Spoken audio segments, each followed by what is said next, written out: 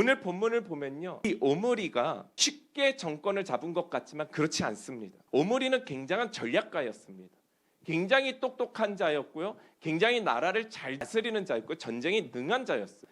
우리가 아는 것보다 사실 이 오므리 왕은 정말 많은 업적을 이루었던 왕이에요. 외교도 너무 잘했고요, 해양 도시를 가지고 있는 해양 국가들과 외교도 맺고 수입 수출도 하면서 경제적 부흥도 일으키고요, 여러 조약들을 맺으면서 북이스라엘을 굉장히 단단하게 키워나갔습니다. 오므리의 행보는요, 이 북이스라엘이 다시 회복되는데 전혀 부족함이 없어 보여요. 근데 여러분, 우리가 명심해야 될 것이 하나 있어요. 그가 나라를 잘 다스렸다 할지라도, 나라를 이끄는 지도력이 아주 탁월했다 할지라도 성경은 그것을 주목하지 않는다라는 거예요. 기준이 무엇입니까? 하나님은 그것을 가지고 건강하다라고 말하고 있지 않다라는 거예요. 오므리의 마음을 보고 오므리의 중심을 보고 계시더라는 거예요. 사랑하는 여러분, 하나님의 기준은 사람이 우리를 어떻게 평가하는가, 사람이 우리를 존경하는가 존경하지 않는가를 보시지 않는다라는 거예요. 하나님 보시기에 그는 어떤 사람이고 내가 너를 보기에 너의 중심은 어떠한지를 보고 계신다라는 거예요. 사실 이 말이 더 무서운 거예요. 사람에게 잘 보이는 건 겉으로만 잘하면 돼. 근데 하나님이 보신다라는 것은 정말 우리의 마음과 중심이 남들은 모르고 남은 속일 수 있을지라도 하나님을 속이지 못하는 그 마음의 중심이 서 있어야 된다라고 말씀하고 계시는 거예요. 오므리는 하나님 보시기에 어떤 사람이었습니까? 하나님 여호와께서 보시기에 악한 자였다라는 거예요. 왜일까요? 우리는 살아가면서 두 가지 시선을 가지며 살아갑니다. 우리 크리스찬들, 하나는 하나님을 향한 시선이고요, 또 하나는 사람들의 시선을 갖고 살아갑니다.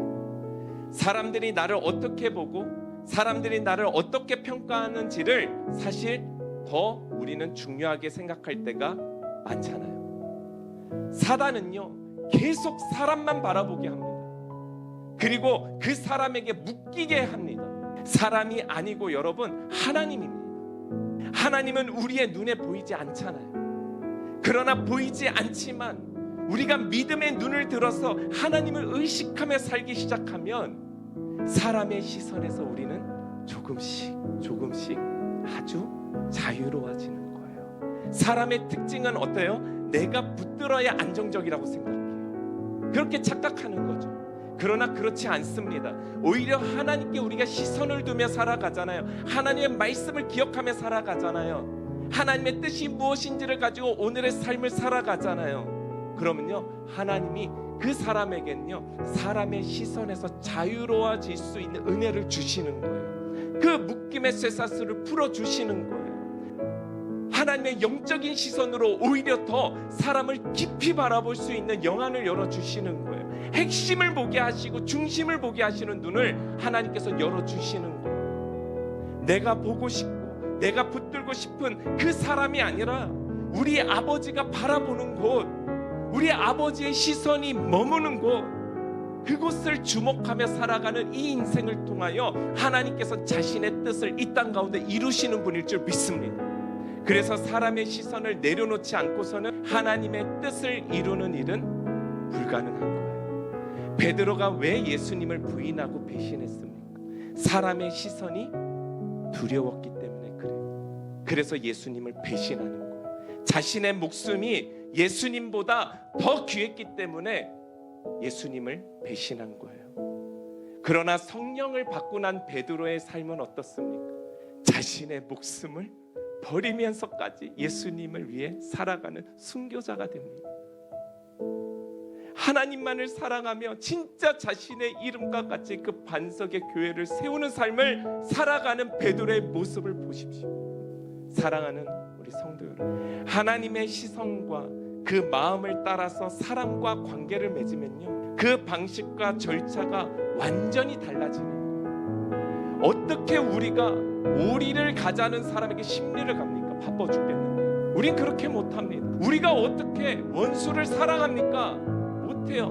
오른뺨을 맞는 왼뺨을 맞아 두세 대를 더 때려줘야 되죠. 그러나 그러나 우리 하나님은 하나님의 시선이 있는 곳에 시선을 두고 하나님의 마음에 있는 곳에 마음 두기를 기도하는, 그렇게 살아가는 자들을 통해서 하나님의 뜻을 이루신다라는 거예요. 내가 그렇게 사는 것이 아니라 하나님이 이루시는 삶을 살아가게 된다라는 사실입니다. 하나님께 시선을 두는 자, 하나님의 마음이 있는 곳에 마음을 두고 기도하는 자, 하나님의 관계를 통해 사람을 바라보는 자를 통해 하나님은 자신의 나라를 세우는 거예요. 사랑하는 성도 여러분, 모든 분야를 뛰어넘어 하나님의 영광에 참여하는 그런 저와 여러분들 되시기를 주님의 이름으로 축원합니다.